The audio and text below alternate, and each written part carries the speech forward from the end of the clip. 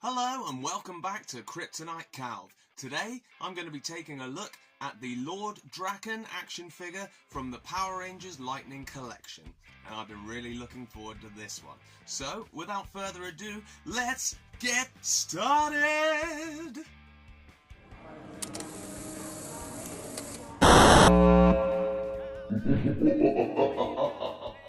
Lord Drakkon is a character created by Kyle Higgins in his pitch to Boom Studios to start a new Mighty Morphin Power Rangers comic. I believe it was originally intended to feature the White Ranger, only Saban decided to make it a totally original character. And what a good idea that was, because ever since this character was created, he has had a huge cult following and has become the absolute favourite villain for a lot of Power Rangers fans, including myself. This guy right here. Lord Drakkon is an alternate version of Tommy Oliver, which in his reality never actually joined the Power Rangers, and once freed from Rita's evil curse, decided to wander from city to city until deciding to join forces with Rita to take over the Earth. Tommy led Rita's forces into a battle with the Rangers and the Zords, and eventually broke his way into the command center just as Jason Lee Scott was being infused with a new ultimate power. Tommy then interrupted this process before it could be completed and engaged in another final battle with Jason, ultimately coming out as the victor and stealing the new power for himself. He then exited the command center with Jason's broken helmet clutched in his hand.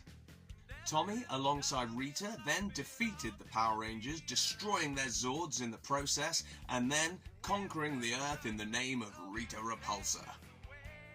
Tommy then insisted that Rita teach him all of her brainwashing powers, and vowing to conquer the world in Rita's name, he then killed her so that no one else could stand in his way. Tommy wanted to rule the world all by himself, and now, as Lord Drakkon, with Rita out of the way, he could do just that. He then took Rita's minion, Finster, and fused him with the body parts belonging to Alpha 5, turning him into Finster 5. That is dark stuff, and I love it. Drakkon then created his Ranger Sentry so that he could build himself up an army, but Kimberly Ann Hart, the Pink Ranger, decided to go on a solo mission to destroy the evil Lord once and for all, but Lord Drakkon brainwashed her and turned her into a weapon of his own, the Ranger Slayer. Nice. I could talk all day about Lord Drakkon's story arc, as I believe it to be some of the best Power Rangers content out there. The original show is of course quite light-hearted, but I do believe it was a good idea on part of Boom Studios to go a much more adult route, as there's definitely a market out there for darker stories involving the Power Rangers. I'd definitely like to pick up a few comic books featuring Lord Drakkon, but I got to admit, when I first heard about his character, I went straight on the internet and watched as many YouTube videos as I possibly could about his story arc. He is a fascinating character. I was pleasantly surprised to see Jason David Frank actually put the Lord Drakkon suit on and posed for multiple promotional images for the comic books, and even starred in a Shattered Grid live-action trailer. It was awesome. Oh, how I wish that Shattered Grid trailer had been turned into a feature-length movie, but as some of you know, Jason David Frank is no longer with us, and I am eagerly awaiting the release of his last motion picture, The Legend of the White Dragon, made by Bad in the Sun Productions. I've seen trailers and clips for it for a few years, and as far as I know, they are just putting the finishing touches on it now, and I can't wait to see it. After seeing Tommy Oliver portray many different Rangers over the years, I've got to say it's nice to see his evil side once again, even if it is a Tommy from a different timeline. Right, let's have a look at this. There are over 20 points of articulation for this 6-inch figure. It certainly would look great if you're a collector who likes to remove them from the box and display them proudly in your home or workplace, or if, like me, you prefer to keep them in the box to stop them getting damaged, then it certainly looks great in the box too.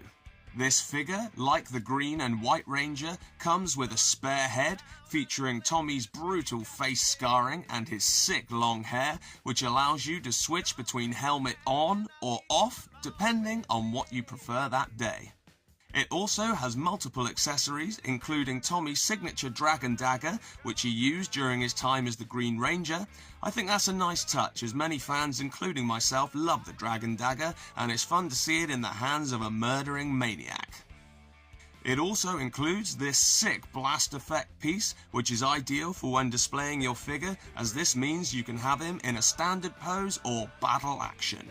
This Lord Drakkon also comes with a spare pair of hands, cause as I always say, who doesn't need a spare pair of hands? This figure has amazing box art that is displayed boldly on the front of the box and on the sides, making it still a great display piece if you want to keep your figure in its original box.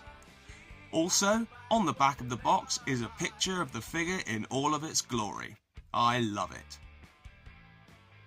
Lord Drakkon is a character whose popularity seems to be growing every day, and like I said before, he's a great character for fans who grew up with the original series and are perhaps in the mood for a slightly darker storyline.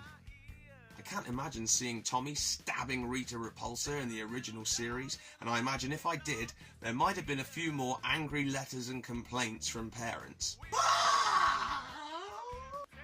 Would have been good though. It is a shame that we'll never get to see a Lord Drakkon movie with him portrayed by Jason David Frank, but at least we've still got the promotional art that he did for the comic books and, like I said, the Shattered Grid trailer, and I don't think we've seen the end of Lord Drakkon, with fans demanding more and more content featuring him. For any of you who know me, I am an avid comic book collector as well, with having just over about 300 comics in my long boxes back there. I've been collecting them since I was about 5, and I've got to say I would like to pick up some of the Power Rangers Shattered Grid comics, and also I have seen that a few years back there was a Power Rangers Justice League crossover, which I am really keen to see, but that's a story for another day. There's nothing negative I can say about this figure, it is perfect. I was lucky enough to pick it up about 5 years ago for a steal, but I imagine if it's anything like any of the other items from the Lightning collection, that price has probably just gone up and up and up, and I'm very appreciative to have picked it up when I did. Well, that's all from me for today. Thank you very much for tuning in to Kryptonite-Calv. If you enjoyed this, please slap that like button in the teeth and subscribe. It would be greatly appreciated, and I'd love it. I would. I'd love it. It'd be ace. Be awesome. Cheers, man. Thank you. That'd be wicked. Thanks. On my next few episodes, I should be getting into some of the DC Multiverse figures, and I absolutely can't wait. They are awesome. So, until next time, thank you very much. Go, Lord Drakkon! Go, go, go!